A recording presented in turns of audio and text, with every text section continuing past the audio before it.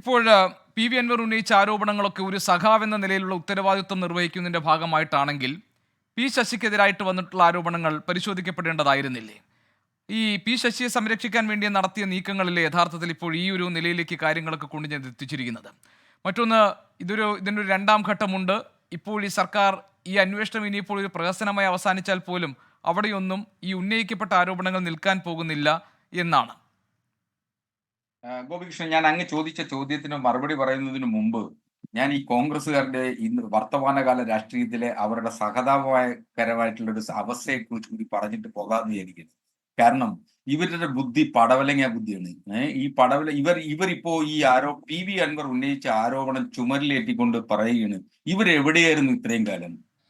ഇത്തരം ആരോപണം കേരളത്തിൽ ഇങ്ങനെയൊക്കെ ഒരു ADGP പ്രവർത്തിക്കുന്നുണ്ടോ എന്നും കേരളത്തിലെ മുഖ്യമന്ത്രിയുടെ ഓഫീസ് ഇങ്ങനെയൊക്കെയാണ് പ്രവർത്തിക്കുന്നതെന്നും നാളിതുവരെ നിയമസഭയ്ക്ക് അകത്തോ പുറത്തോ പറയാതെ ഇവരെവിടെയായിരുന്നു ഇത്രയും കാലം? ഇപ്പൊ പി വി അൻവർ ഏതോ വിളിച്ചു പറഞ്ഞു എന്ന് പറഞ്ഞിട്ട് അതും ചുമലിലേറ്റി നടക്കുകയാണ്. മാത്രമല്ല, ഞാനിവിടെ പി വി അൻവർ ഉന്നയിച്ച മറ്റൊരു പ്രധാനപ്പെട്ട ആരോപണം സോളാർ കേസ് അട്ടിമറിക്കാൻ ശ്രമിച്ചു എന്ന്. ഞാനിത് പരാമർശിക്കാൻ ഉദ്ദേശിച്ചതേയില്ല. കാരണം അതൊരു വിടുപ്പലക്കലാണ്. അദ്ദേഹം തന്നെ അനൂപ് തന്നെ ആ വിഷയം KC വേണുഗോപാൽ ഇങ്ങനെ പറഞ്ഞില്ലേ, നിങ്ങൾ ഏത് ചേരിയിലാണെന്ന് എനിക്ക് അനൂപ് ഏത് ചേരിയിലാണെന്ന് അറിഞ്ഞില്ല, KC ഇതിലേക്ക് വലിച്ചിഴക്കുന്നതിന് വേണ്ടി എന്തിനാ സുഹൃത്തെ ആ വിഷയം ഇവിടെ ചർച്ച ചെയ്യപ്പെടേണ്ടിയിരുന്നത്? അൻവർ അത് ഉന്നയിച്ചു. അൻവർ പോലും അത് പിന്നീട് ഉന്നയിച്ചില്ല. അപ്പൊ ആ സാഹചര്യത്തിൽ നിങ്ങൾ എന്തിനാണ് ഇത് വീണ്ടും, നിങ്ങൾക്ക് ഏതെങ്കിലും താല്പര്യം ഉണ്ടെങ്കിൽ അത് പറഞ്ഞപ്പോൾ.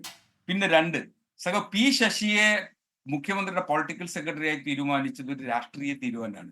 ആ രാഷ്ട്രീയ തീരുമാനം എന്ന് പറയുന്നത് പാർട്ടിയുടെ സംസ്ഥാന കമ്മിറ്റിയും സംസ്ഥാന സെക്രട്ടേറിയറ്റും കൂടിയാലോചിച്ചതിന് ശേഷം എടുത്തിട്ടുള്ള ഒരു തീരുമാനം. ആ പൊളിറ്റിക്കൽ അപ്പോയിന്റ്മെന്റ് എന്ന് പറയുന്നത് മുഖ്യമന്ത്രിയുടെ ഓഫീസും അല്ലെങ്കിൽ ഗവൺമെന്റും പാർട്ടിയുമായിട്ടുള്ള ബ്രിഡ്ജിംഗ് ഓപ്പറേഷൻസ് ആണ് എപ്പോഴും പൊളിറ്റിക്കൽ സെക്രട്ടറി നടത്തി വരുന്നത്. അപ്പോ അത് സംബന്ധിച്ച് ഏതെങ്കിലും തരത്തിൽ മുഖ്യമന്ത്രിയുടെ പൊളിറ്റിക്കൽ സെക്രട്ടറിയെ മാറ്റണം എന്നുണ്ടെങ്കിൽ പാർട്ടിയുടെ സംസ്ഥാന സെക്രട്ടേറിയറ്റിനും സംസ്ഥാന കമ്മിറ്റിക്കും നിഷ്പ്രയാസം മാറ്റാൻ കഴിയും. അദ്ദേഹത്തിൽ വിശ്വാസമുള്ളിടത്തോളം കാലം, ആ വിശ്വാസ്യത ഉള്ളതുകൊണ്ടാണ് അദ്ദേഹത്തെ ഇത്തരം ഒരു പോസ്റ്റിലേക്ക് അപ്പോയിന്റ് ചെയ്തിട്ടുള്ളത്.